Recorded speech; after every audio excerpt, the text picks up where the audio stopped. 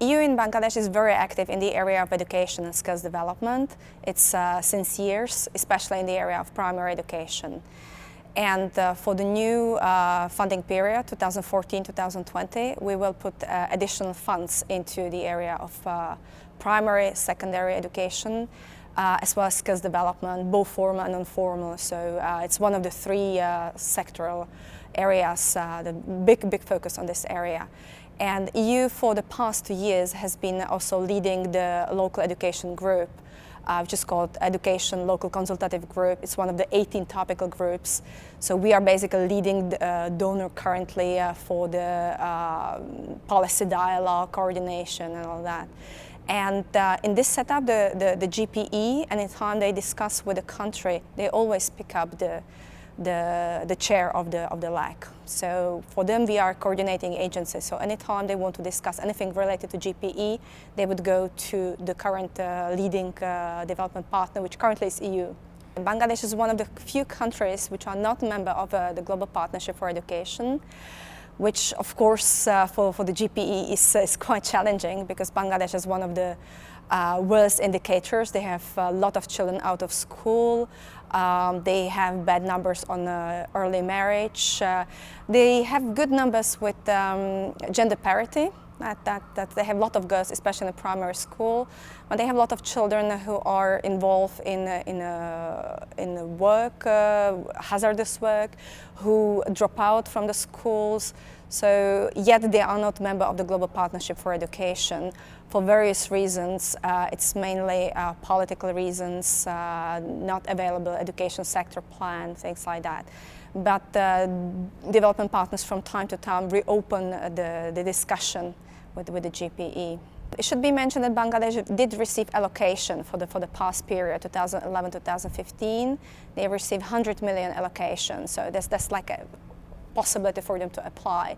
And we've informed the government, and they were very interested. So there are some technical issues, like for example, you need a supervising entity, which is one of the development partners that will channel the funds. And to be honest, there has not been much will on the side of the development partners to take this role.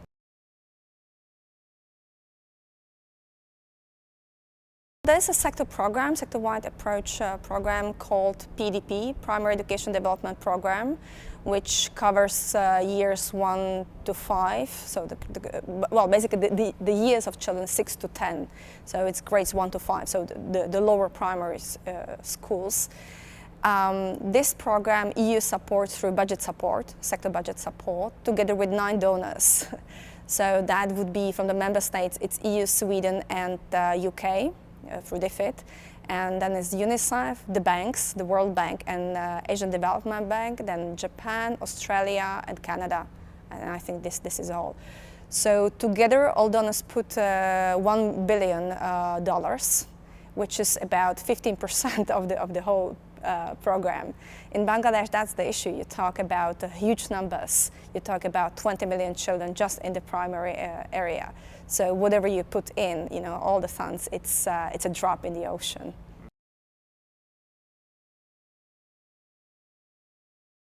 The EU so far, we've been putting funds mainly in the primary education, both formal, so working with the government now through the budget support, and non-formal, so working with the civil society, focusing more on hardest to reach children. So children who, ethnic minorities living in remote areas, but also children living in the slums and working children.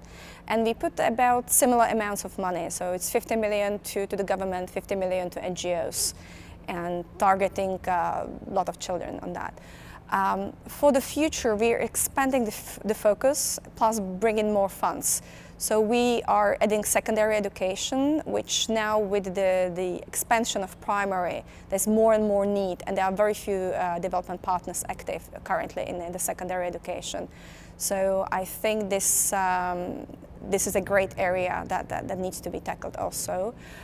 We would like to focus also on, continue to focus on primary education, but maybe also on the non-formal education for adolescent children, skills development, TVET, Plus, we would like to focus a little bit more on the skills development. So far, we had few projects, and I'm very proud that EU has been behind the National Skills Development Policy. So basically, we set the framework of the skills development in the country.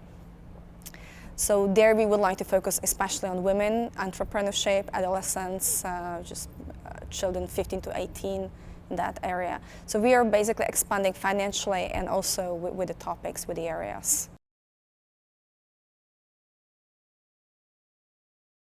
We have few projects which work with the working children.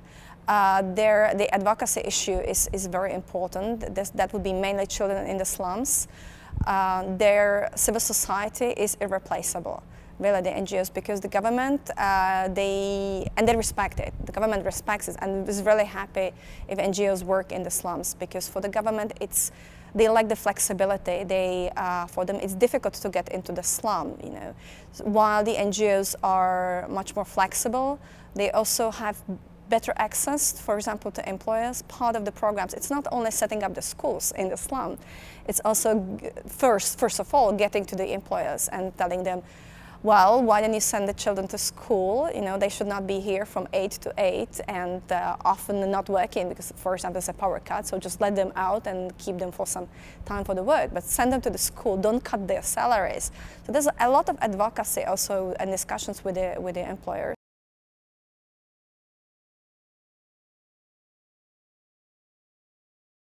They come with the access to write.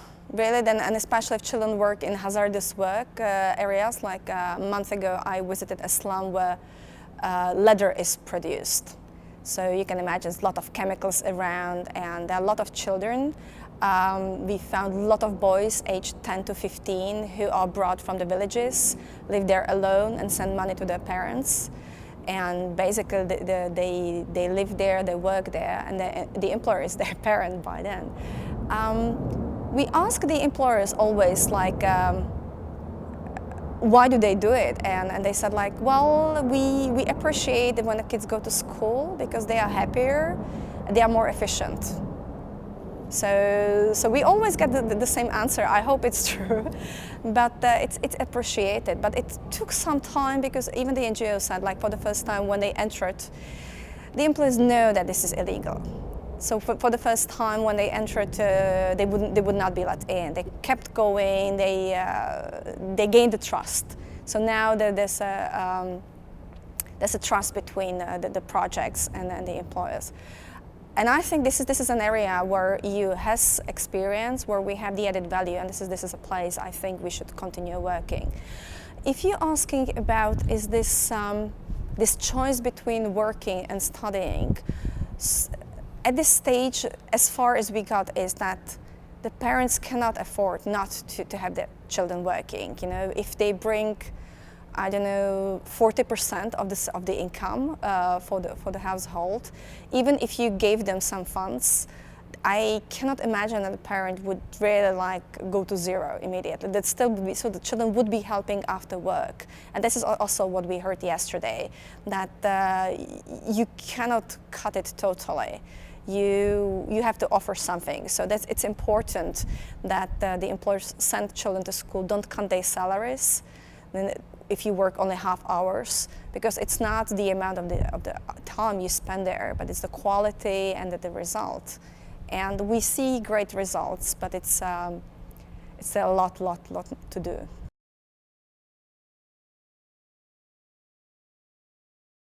It's a difficult place to live. It's a difficult place to go. We realize we are not in the center of the interest, but it's a fascinating country. What's amazing is this is a country of opportunities, and it's very rewarding to work on education area, to see all those children very happy, parents being proud, illiterate parents from the slums being proud that their children go to the state exams. That's amazing. That's really amazing, and to see happy kids in the schools that we have. So that's very rewarding. Bangladesh is always picture of disaster, like Dhaka is the worst city in the world on the ratings. It's one of the most corrupted cities, all the climate change disasters. But it's a country of big future, that the business is coming there. And one of the reasons, I did not really answer your question about the skills development, one of the reasons why we are also looking now at the skills more than before is because it's one of the top priorities of the government. There's a huge need of skilling the people with lack of basic education, but even basic skills. Only when you live in these countries, you realize how much we learned ourselves, even beyond the schools. You learn things from your grandparents, from the environment where you live. If you live in a country like Bangladesh without access to education, with illiterate parents, you lack these basic life skills, like first aid. You know these things, you know a lot, you know about nature, how to plant a tree or something. But even children who live in the countryside, and they don't really know the basic things that we. So that's kind of it's a lot to do. For the skills, Bangladesh lives quite a lot now from remittances. A lot of Bangladeshis live all over the world, especially in the Middle East.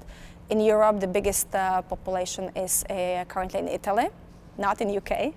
A lot of are also in America, Australia, so living and sending money back home for remittances. Bangladeshi workers are branded as the worst, unskilled, they are paid least.